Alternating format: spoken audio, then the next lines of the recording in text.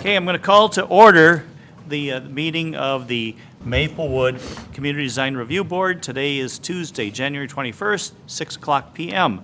We will start with roll call, and looks like we have everyone except for Tushar. So we have a quorum. We will continue. Next item is approval of the agenda. Staff, any corrections, etc.? Chair and board, staff does not have any amendments to the agenda as presented. Okay. Board, anything? Nope. Do I hear a motion? I motion to approve the agenda for the January 21st Community Design Review Board meeting. Okay, we got a motion. I'll second that. No discussion, so we'll take it to a vote. All those in favor? Aye. And I have to abstain because I was not, wait, sorry, I can approve because we're on the agenda. So it's unanimous. I will also vote to approve. Next is the minutes. This is the one I can't vote on. So, staff, any corrections, et cetera? Chair and board, staff does not have any corrections to the minutes as presented. Anything from the board? I move approval. We have a motion for approval. I'll second. We have a motion and a second. Any discussion? Hearing none, we will call that to a vote. All those in favor? Aye. Abstain. We have 2 ayes and 2 abstains. It looks like it still passes. So, next is new business. E1, Menard Incorporated, 2280 Maplewood Drive, Design Review and Lot Division Resolution. Staff report, please.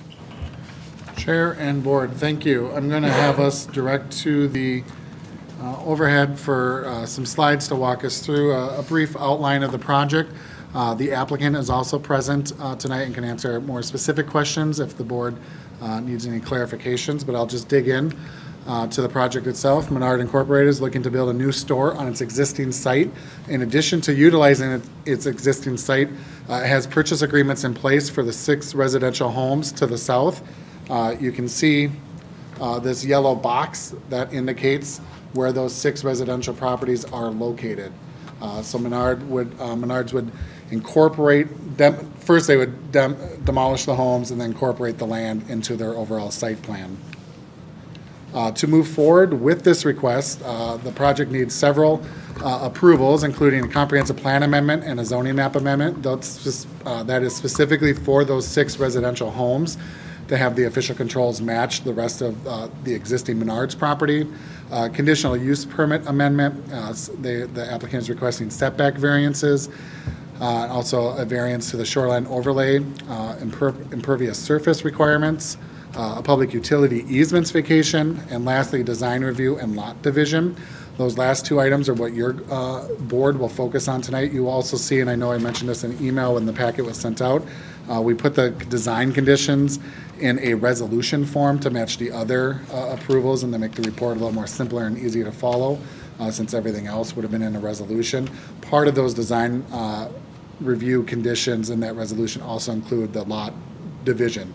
Lot division is a bit of a misnomer. It's from our subdivision ordinance. The applicant would actually combine their existing lot with the 6 homes that they're purchasing to create one single lot. So that is what you would be looking at as part of that resolution. The Menards property today is guided by the 2040 Comprehensive Plan as mixed-use community. It is zoned light manufacturing. The 6 residential properties today, again, are guided low-density residential by the 2040 Comprehensive Plan and zoned single-dwelling residential. As I mentioned in the first slide, the applicant is requesting that those 6 properties be guided both mixed-use, community, and zone light manufacturing to match the existing Menards site. And just to point out, both those requests do require 4 out of 5 council members to vote affirmative for that to be approved. I'll just kind of highlight this. That's not meant to be read line for line. It's more illustrative, but it comes from a report. The applicant is required to amend its conditional use permit. A CUP is required for this site for any outdoor storage, and because the building, both the existing building and the new proposed building would be within 350 feet of residentially guided property. All operational items that remain that are in the existing conditional use permit are to remain, and then New items that the conditional use permit would regulate would include items related to site lighting, fence placement, and setbacks of the warehouse and outdoor sales. And we'll get into more of those specifics as I go through those design criteria and elements later in this presentation. But if there's any questions as to what that means, please feel free to ask that question. The variance request, there's 6 different variance requests that the applicant has made in terms of setback variances. This illustration of the site plan was included with your staff report. A through F are the different areas of where those variances are being requested. The next slide, well, here I can go back real quick. A is on the front or the north side of the site. The applicant is requesting a 0-foot setback for the new building from Maplewood Drive. Item B, a 0-foot setback from County Road B for the corner of the warehouse building. Item C, on the west side of this, or I'm sorry, on the east side of the site, a 30-foot setback for the main building and warehouse building. Item D, a 10-foot setback for the parking lot along south property line. Should say on item D, what code would require is a 20-foot setback. Back on C, I'm sorry, the setback would be actually 100 feet for both the main building and the warehouse, and A and B would be 30-foot setbacks, so you can kind of see what those variances would consist of. Jumping back to E, the applicant's requesting for a 10-foot setback. Again, that normally with code would be a 20-foot setback. And then lastly, in item F, they're looking for a 5-foot setback from the east property line, which again would be a 20-foot required setback in code for commercial properties. With that said, staff's analysis and review of this project, staff is comfortable with recommending approval and feels it does meet the variance standards on item A, the setback from Maplewood Drive that pushes the building and the site northward and helps mitigate some of those effects to the south, east, and west to those existing residential properties that are to remain.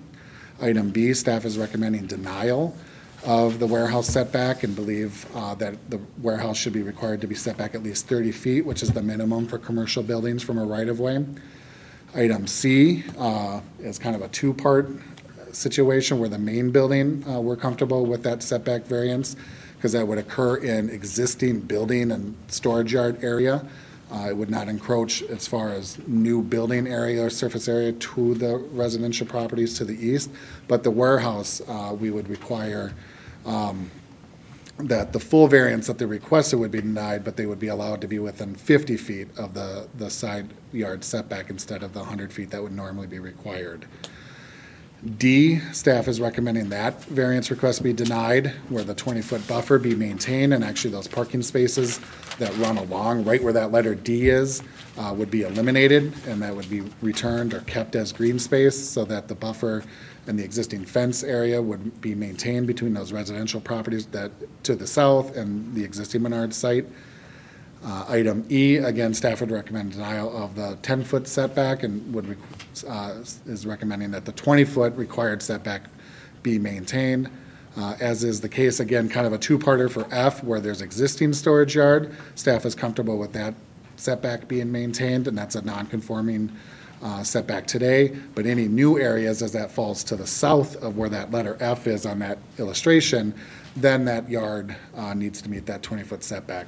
Lots of moving parts there, but I will say, after Menards has reviewed this staff report as far as the variance and recommendation that staff has made, they have said they are okay with needing to meet those requirements and would be working on creating a site plan that would then meet these requirements if the project moves forward. The last variance request item is related to the shoreline overlay. The existing Menard site is approximately 95% impervious, and that site is considered grandfathered in. Of the 6 new homes that would be, or of the 6 homes that would be purchased and then incorporated into this site, 3 of the parcels are either, one's wholly in, and then the other 2 are mostly in, and then 1 is partially in. Those fall in within the shoreline overlay. Again, right here, that light blue indicates within that yellow box the shoreline overlay. The shoreline overlay ordinance for this lake requires a maximum of 40% impervious surface with a bonus as approved by the city engineer. 60% can be approved, and that would require increased stormwater management practices. The applicant is seeking a variance to essentially have 100% of that area be impervious. Now, with our other setback requirements that I just walked through, there's obviously going to be additional green space. And so as the staff report landed on, we decided that an 80% impervious surface max was justified. And so that extra 20% that needs to be remain pervious either can be achieved with additional green space or use of materials like porous pavement or other construction materials that would meet that, again, to the approval of the city engineer. So in increasing that to 80%, they are also going to be required to implement additional stormwater management techniques, which our Assistant City Engineer, John DeRoche, is here tonight, can answer more specific questions as to what that could mean. Again, Menards has reviewed this requirement and has given their indication of okay with needing to meet this requirement. Digging into now the design aspects, which is the meat of what you're looking at tonight. The site plan, the original submittal requested 3 access drives off Maplewood Drive. Whoops. Can I get this? It's not working for me. Let's try this. There we go. So you see the 3 drives are all within that circle here. There's the first one, second one, and then the third one. The third one is where staff is recommending that be eliminated, and that area between the stormwater pond and the green space to the south be returned to all green space to, again, increase the buffer between the homes and the Menards parking lot. Again, the applicant has indicated this is something that they can be agreeable to and would revise their site plan to eliminate this third access point from their site plan. The storage yard area would be access to the northeast of the building here near Schmelz Countryside. Again, the building, as you can see, is going to be concentrated on the east side of the site. There's a pipeline easement that runs from the northwest to the southeast of the site, that really indicates where that building can go. And so that's where you see the placement. The storage yard then again would be to the east and south of that new main building, with stormwater ponds on the west and east sides of the site. A lot of words here, but everything's right out of the staff report, can answer any questions. Based on the applicant's submittal, the main building would be just over 30 feet in height, with the entrance canopy rising approximately another 8 feet. Most of the west and north elevations would be comprised of concrete block. The east elevation would be a combination of that same concrete block and green metal panels. South elevation would consist of mostly green metal panels. The warehouse building itself would be just above 30 feet in height as well, with green metal panels internal to the site, the storage yard, and a concrete block facing County Road B. Staff is recommending, again, right from the staff report, that all concrete block be replaced with, both on the main building and the warehouse, with a brick facade. That brick face or facade shall consist of 2 different colors, with staff being able to approve those revised building elevations. Staff has been comfortable with the use of the green metal panels, as they will either be internal to the yard itself or be used as accent materials on the more visible elevation. Staff is also lastly recommending that the main entrance be enhanced with either a stone or wood facade column. This is obviously an area with the building itself that we're looking for the CDRB to provide more guidance and thought and feedback on before it goes to the city council as to what kind of standards that you would like to see with this building. The landscaping, the applicant in the staff report, staff will require the applicant resubmit a tree preservation plan, again, mainly because of the revisions that I indicated, and that's why I spent the time walking through the variances, because that has impacts then on design plans. When those setbacks are then increased and green space is increased, we have opportunity to save more of those trees that exist on that site, and we want to see a revised tree plan that shows that. Also, the revised plan then will reflect the expanded green space. The applicant is then going to be required to plant additional trees between the proposed fence and warehouse building and County Road B east right-of-way. Right now, they're proposing 7 trees. That would be doubled to 14, with at least 14 of those trees being evergreen-type trees. And then the applicant shall replace any trees along Maplewood Drive within the right-of-way that would potentially have to be removed due to grading for the new store and parking lot. Last slide here, existing on parking and lighting. The existing store actually requires 940 spaces if you go by our 5 per thousand parking requirement. The city has approved several parking waivers over the years since Menards has been there in the last 30 years. So currently the store is required to have 401 parking spaces. This new store would be slightly bigger than the existing store and would require just over 1,000 parking spaces. The applicant originally was requesting a parking waiver down to 430 spaces. With our staff recommendations, we actually eliminate another 22 spaces. And so we're asking that the applicant reconfigure the site plan to find additional spaces and get to a minimum of 420. And that's a number that we feel comfortable with moving forward. Again, looking at the type of user and the type of business it is, and that things are bigger and there's a lot of things on hand and stock. It's a different retail environment than we see in other areas where we require that 5 per thousand. We need a revised photometric plan as it does exceed the foot candle requirement at certain property lines. And then lastly, on lighting, the CUP does already requires storage yard and warehouse lights to be turned off after hours. The new condition to the CUP would be for those other lights that would remain on after hours, that they be dimmed to 50% when the store closes, just to help with that illumination factor. The staff report did contain the comments that we received from neighbors. All properties within 500 feet were sent a neighborhood survey. Of those 68 surrounding property owners that we sent that survey to, we received 17 responses.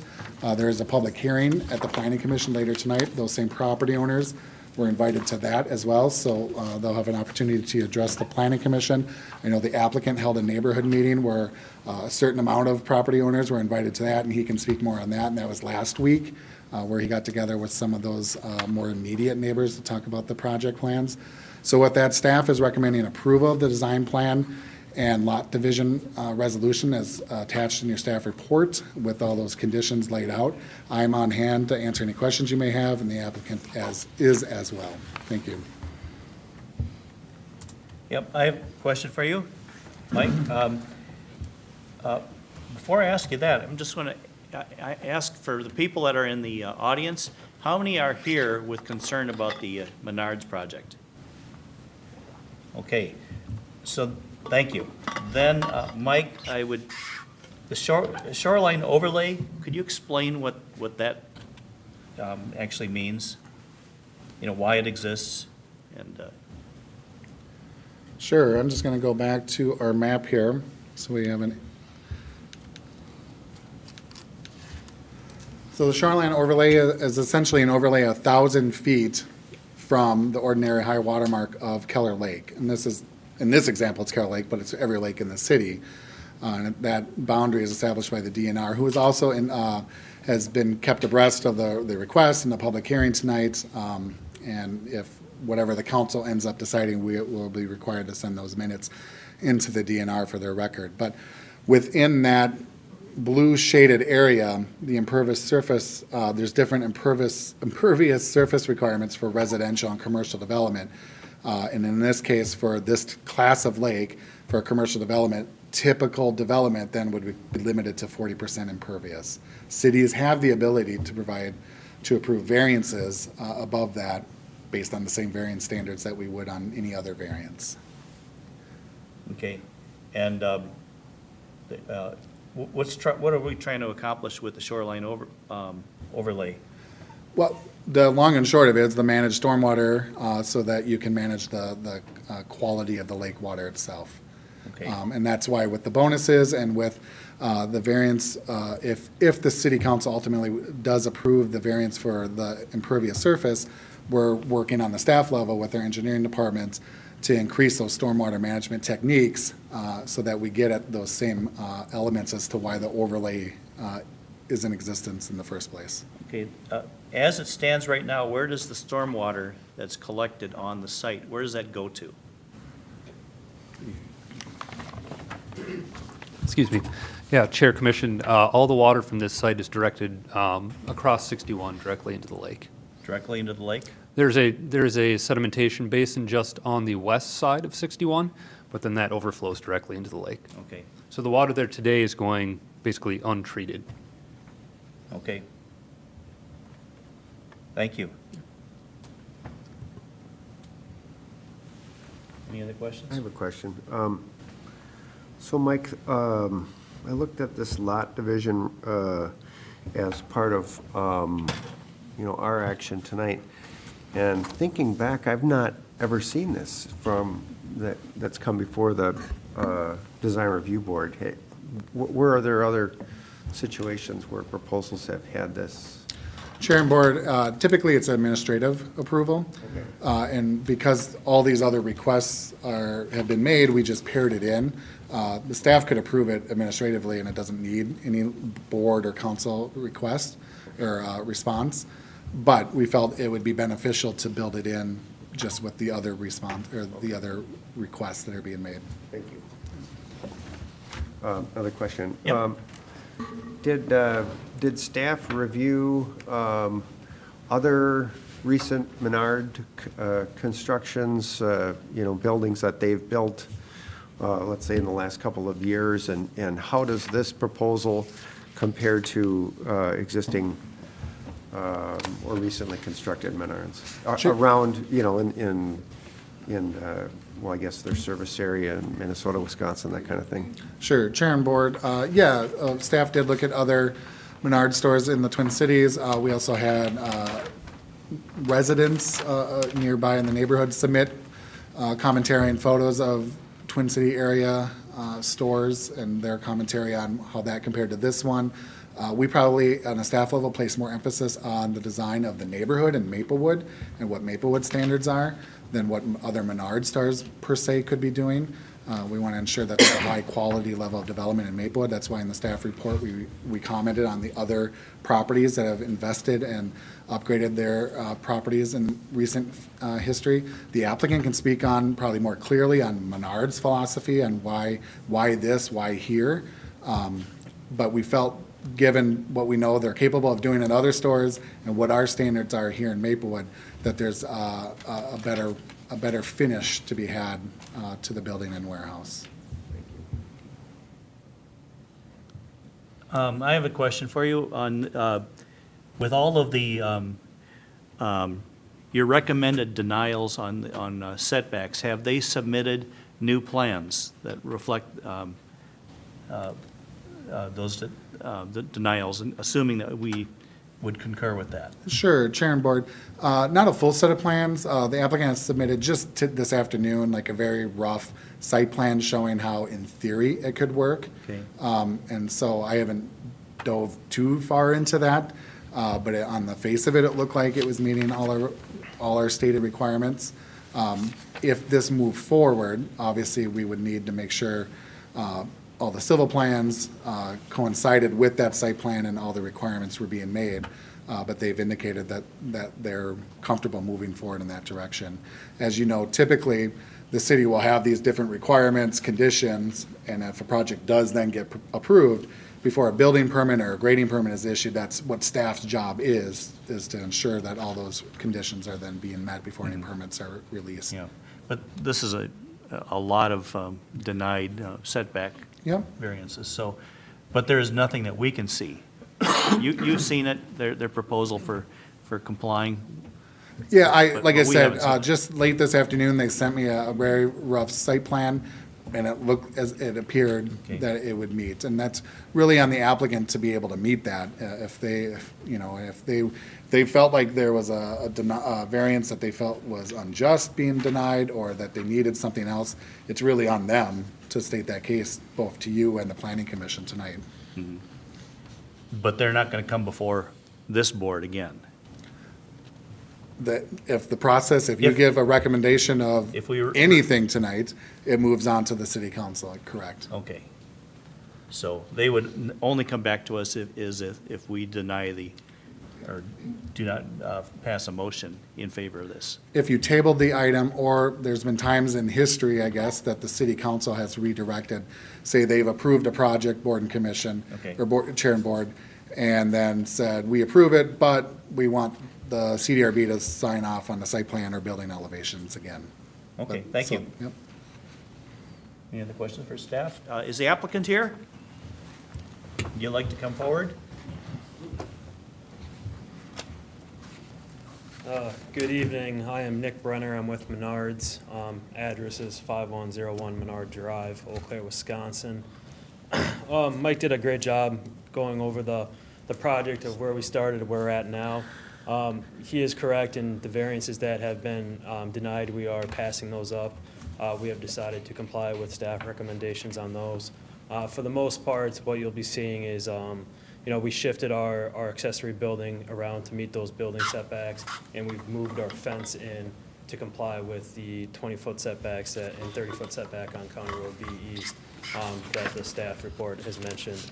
We've also agreed to remove the parking stalls on the, I guess it would be the north property line of 1101 County Road B, which is that house furthest east that's not being purchased. So we have eliminated those stalls and also increased that setback to 20 feet that was recommended as well. We also did agree to remove that westernmost entrance at our neighborhood meeting last week. I think that was probably one of the biggest concerns the neighbors had. So we did go ahead and remove that entrance to alleviate that concern that the neighbors had. I feel that was one of the biggest topics, and we definitely want to accommodate their thoughts. And even with the removal of that, we are able to save some more trees. The original plan that we had presented, we actually weren't prepared or proposing to save any trees.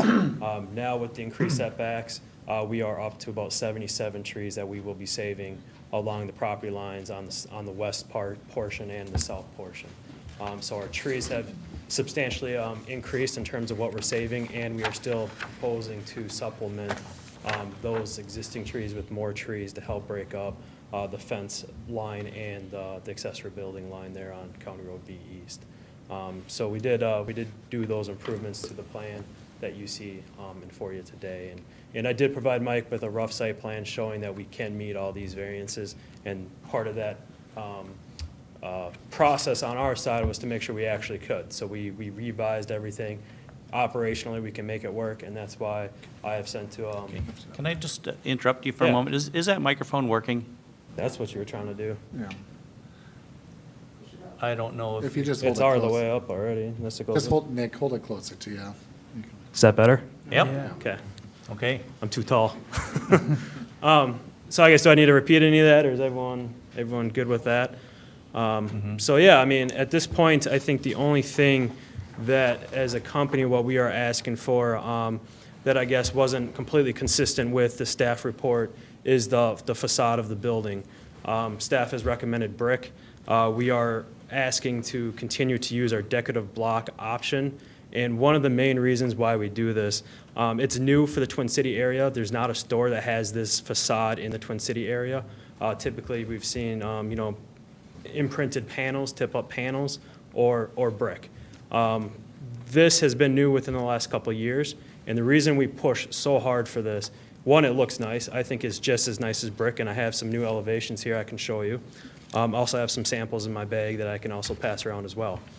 But this product that we will be building the store with is product that not only Menards sells, but we manufacture. This is Menards materials, and it's such a huge, important part of our business to showcase this that we want to build our store out of it. And it's not the structural element of the store, it's just the increased facade and what makes it look nice.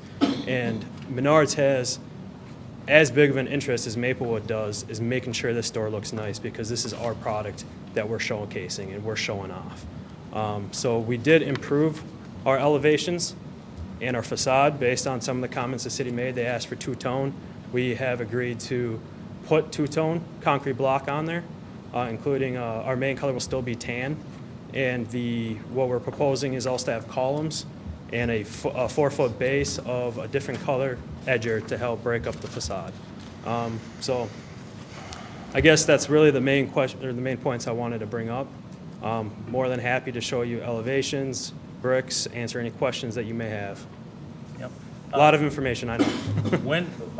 When do you plan to commence construction?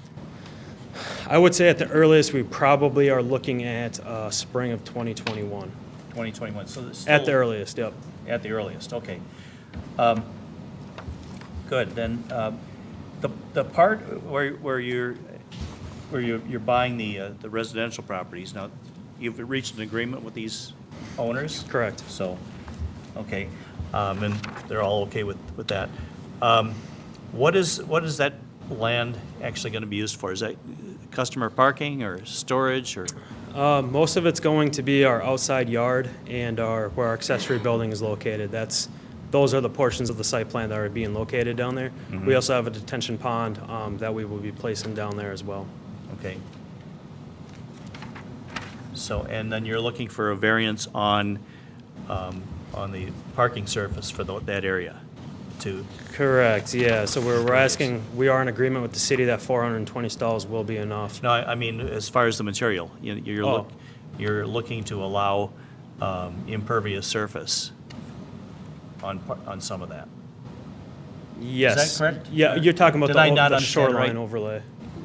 Chair and board, for the actual parking lot, they have not indicated any request of any different surface. What staff has said is pathways to meeting the impervious surface requirements could be either increasing the green space on the site or use of pervious pavers or porous concrete to the approval of the city engineer. They have not presented anything at this point as to what they would do. But are they proposing an increase of impervious surface right now? In those 6 residential homes, Chair and board, yeah, Yeah. as to what's there now. Okay, Yeah, substantial. all right. Mr. Chair, Yes, I'd like to see the drawing, new drawing, can you got? yes, that'd be good. Okay. I'd agree. Is there a good way to do this, or just kind of pass it up there? Okay. Just Yeah. braid it right by us.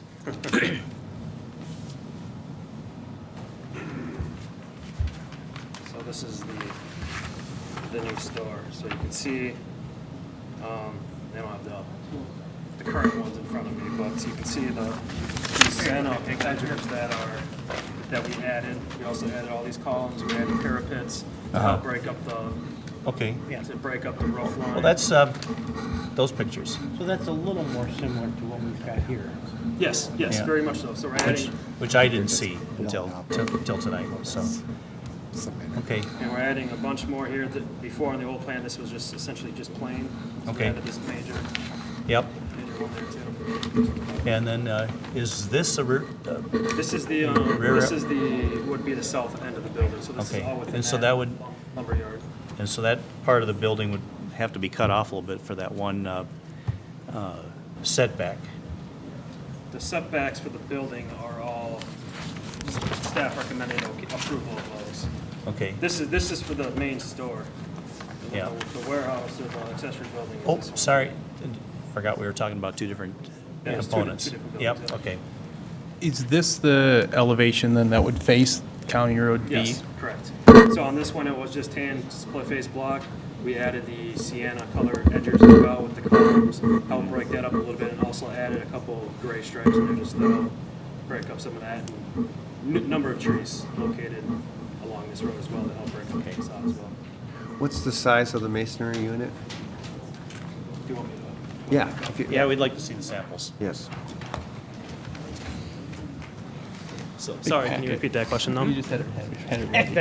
All right. You just asked a question. Yes, I was wondering about the size of the masonry unit that you're going to be using for the block for the building. So how long the, No, the individual, the size of each block. yeah, they're probably, and I don't know the exact, but they're about this big. I mean, they're a block. Yeah, 10 inch. 16 by 8, is that? yeah, probably about Okay. that, yeah. Okay. And,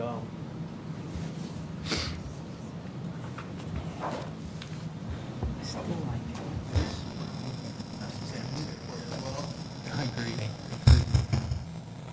so this is the, Would you mind hitting the microphone? Because it's like, it's kind of like we're keeping a secret. Yeah, from no, everyone. no problem. All right, so these aren't any bricks that we do, but they showcase the color. So Okay. this is our sienna color. It's like a brownish. Okay. This will be what the bottom is made of. The columns are made out of. Would be this particular color, and then this is the tan. So this is what the vast majority of the building will be made of. So you can see that they do go very well with each other, but they do have a contrast to help break up the particular building. Okay. This is a sienna, so this is the edger. This is only half of one. Otherwise, I didn't want to have to carry so many poundage of it. But this is about twice as big normally, so this is what you would be seeing on the bottom base. So not much bigger than a brick, essentially. And then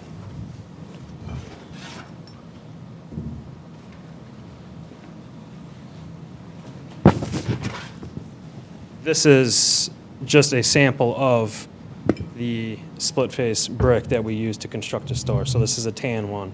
So this is what the vast majority of the store will look like. And then you have your edger on top of it. But I didn't figure these colors were as good, so I actually brought some nicer, newer bricks. These have been sitting in our office for 5-10 years. So And Nick, just so I understand, that's the one that you guys manufacture and sell yourselves? we manufacture, All these? Yes, we manufacture every single one of these. Okay. Yep.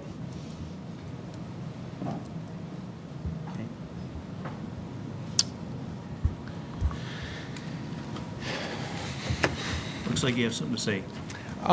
You know, I'm just reflecting back. We've had a lot of renovation of buildings along Highway 61, and I know on several other buildings, we've really pushed for face brick because aesthetically they just look better. This is a really prominent intersection. You see this building going by on 61, you see it on 36. I know if you compare it to like the CarMax site that was just constructed, 2 years ago? They originally had come with a block option, and we pushed as a board to get face brick, and the building looks absolutely beautiful. So it's a big facade.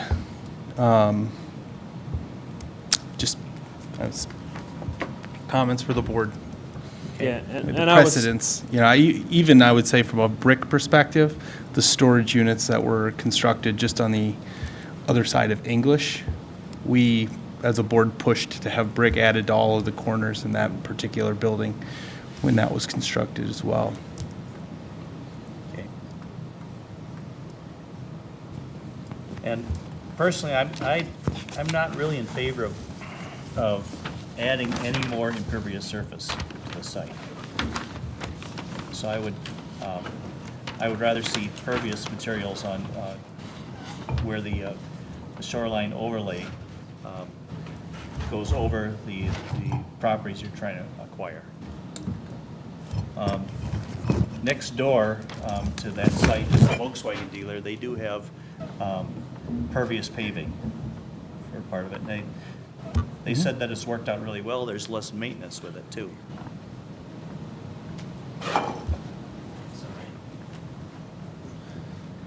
figure I'd come back. So I know pervious pavers have been a big movement recently. We don't typically like to use them just for maintenance issues. And some of the larger vehicles we have that come pick up our merchandise and the turning radiuses they have to do, a lot of times we'll see them break up. Well, they don't have to be pavers. They can, there is pervious, Yep. like almost a tarmac that just lets the water soak through. Yep. We just don't typically do them. The other thing to mention too about all the impervious, so as of today, as city engineer mentioned, is there's no essentially on-site detention for this development.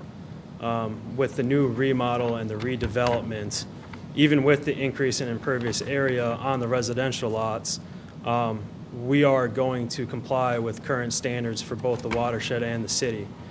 So the detention for this particular property is going to be substantially better than what it is today, because there really isn't any today. And yes, we are increasing impervious area on the residential lots, but we also are decreasing some of it on the Menards lot as well. I think right now Menard's lot has about 95%. We are building a detention pond essentially in where the way back parking lot is. So yes, we're adding some more to the residential area today, but we are taking some away from the main store lot, and we are substantially improving the site drainage, the stormwater management of this site. So I definitely understand your concern, but overall, I think it's going to be a much better situation than it is today. You know, the only thought I would add to that is, you know, this is even with the new 6 lots, this is a tough lot. Yeah. And, you know, I guess there's a lot of different stormwater treatment options available that, you know, city staff can work with the applicant on to meet the requirements of the water leaving the site. So I really want to, I don't necessarily know that I would want to force pervious paving if there's other means to achieve the same goal or effect. The other thing that I don't know if you want to go through that point, if you have additional follow-up. Nope. I had one other thing. So on the, what would be the south elevation along County Road B, you mentioned that some of those trees, because of the setback being, you know, increased with an, what is the desired look? I mean, how dense are we looking? Staff, how many trees did you say you had requested? Chair and board, under the original configuration that you're looking at tonight, there was going to be 7 trees between the building and right-of-way, or the fence and the right-of-way. So we were requesting that be doubled to 14. Okay. As the applicant has indicated, with those revised setbacks of the fence and the building, there's an opportunity to save quite a few more trees than that.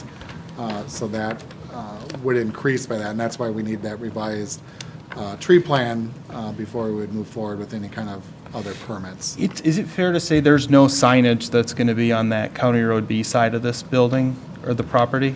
Chair and board, that would be the intent, and that's something that I would likely bring up with our planning commission night to have built into the conditional use permit. I think that's a good thought to limit. Yeah, I would agree. You know, and I don't know what the density is, but when County Road, or when Highway 36 was reconstructed with the English Street improvements, there was a lot of debate on which side of the highway what the finish was going to be, and one side chose to go with a wall, and the other side chose to go with vegetation. And we're, you know, what, I don't know, 6 or 7 years past that project, and the density of the vegetation that's come in on that side, I think is really good, and I think we should, I don't know what the spacing of that vegetation is, but I think we should look to make sure that's as dense as possible, so that as that vegetation matures, that the homeowners on the opposite side of County Road. So I don't know what that number looks like. Sure. Chair and Commissioner, I do understand the sentiment. The only other thing I'll add to that conversation is to keep in mind there is a pipeline that goes through there, so there has to be a gap of something because Where that trees is. can't be planted Okay. planted within that easement. But outside of that is where we can focus those efforts. That's fair. Thank you. Yep, and to comment on that too, on our new revised plan, we have added more trees, and not just more trees, but we have added some more evergreens as well, which was another comment that the neighbors said they would like to see, is evergreens mixed in with the other trees that we have provided, like maples and things like that. Okay.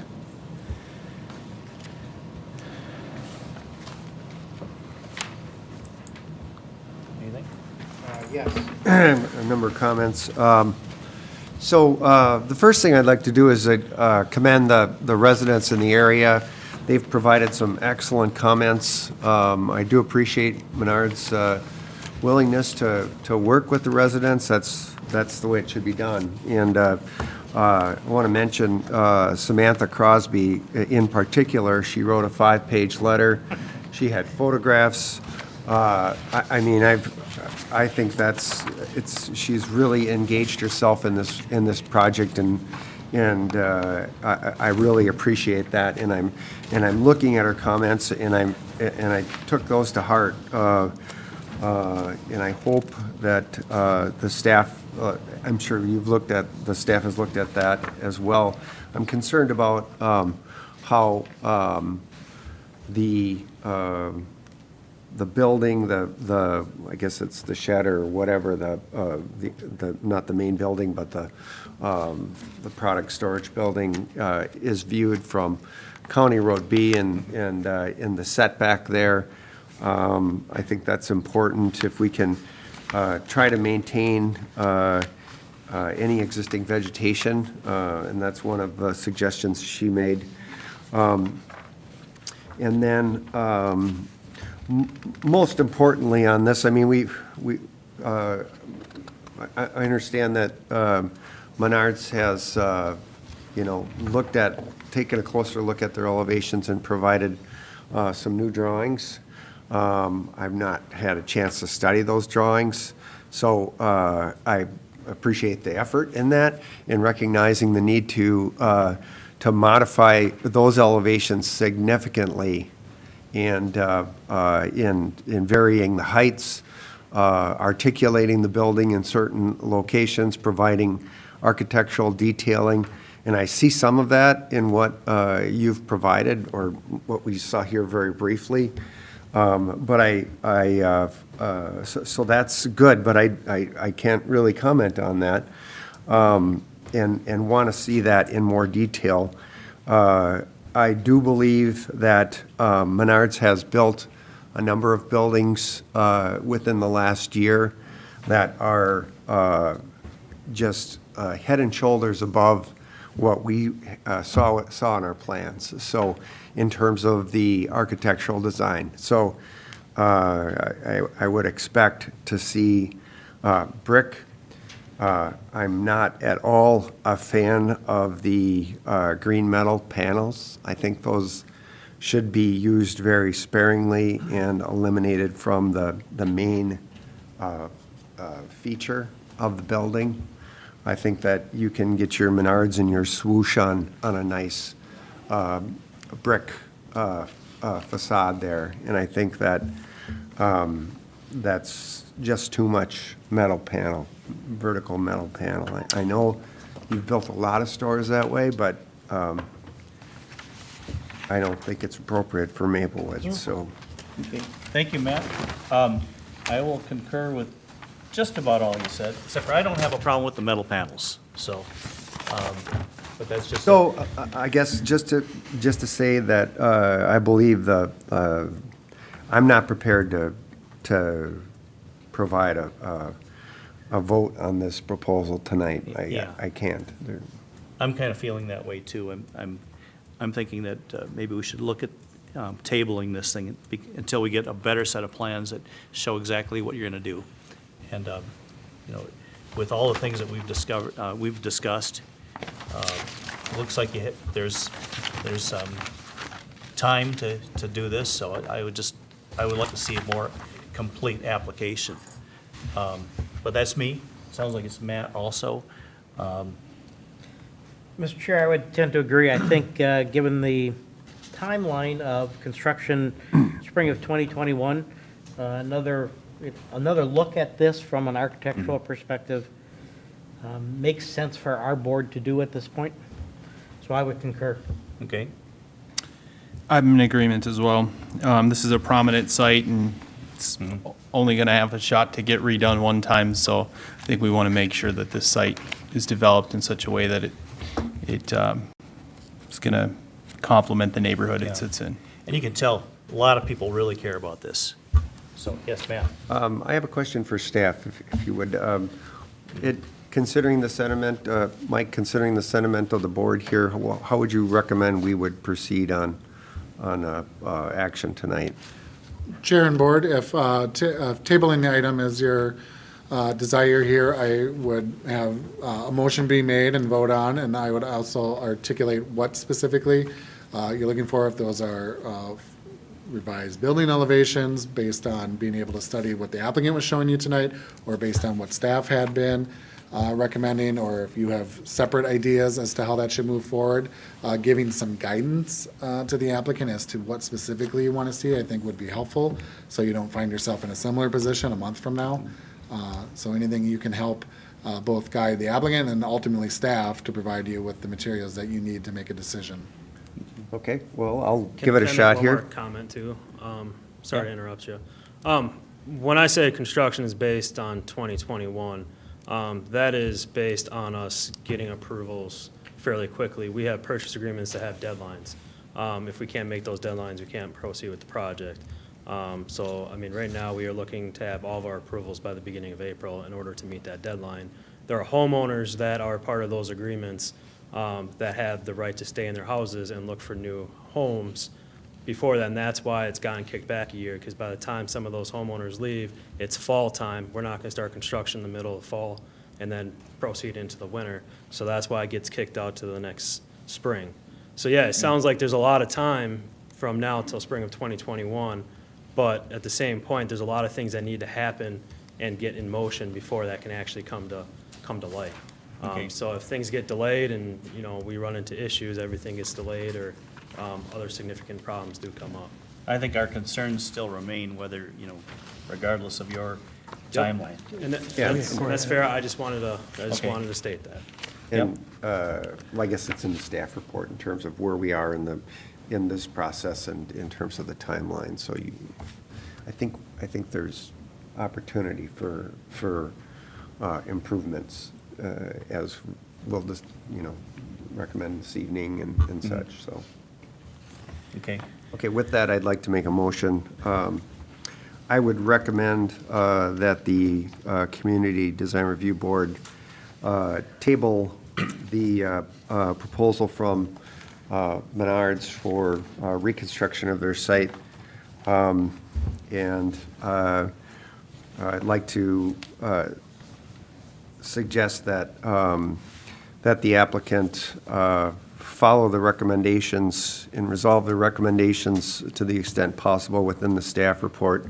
We'll go through those, but, and also make substantial architectural improvements to the building that was proposed. And we saw some improvements tonight, but again, we need to see more.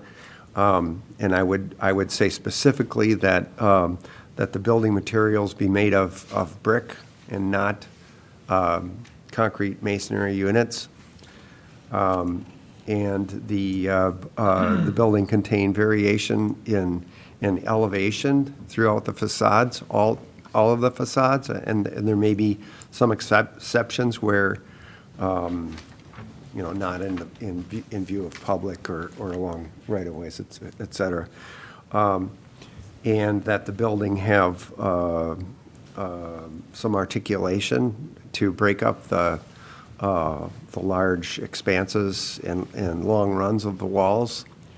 I'd suggest that there would be more architectural detailing, perhaps in the base and the cornice and et cetera. I would recommend that that the green metal panels for the main architectural feature of the building, where the Menards, the large Menards sign is located, I would recommend that be improved with a different material, and the green metal panel be eliminated from that portion of the design. Pat, would you consider friendly amendment as well? Just to further clarify, I think what I'm looking for is revised elevations, an elevation showing all along County Road B, what it will look like as you drive along County Road B, and an elevation showing what it will look like along Maplewood Drive. Yep. I would agree with that. I mean, architectural software is such that, we can see things in 3D. I would almost like to see what is it going to look like for a pedestrian who's sitting looking at that site. What's that wall going to look like, 30 feet tall with vegetation? Okay. We get that for a lot of the applicants that come before this board, particularly on that elevation. There's still a lot of houses on that side. And I agree. So that's my motion. Yep, although I'm still, I'm not opposed to the green metal. Well, I think it can be used in the design. It just,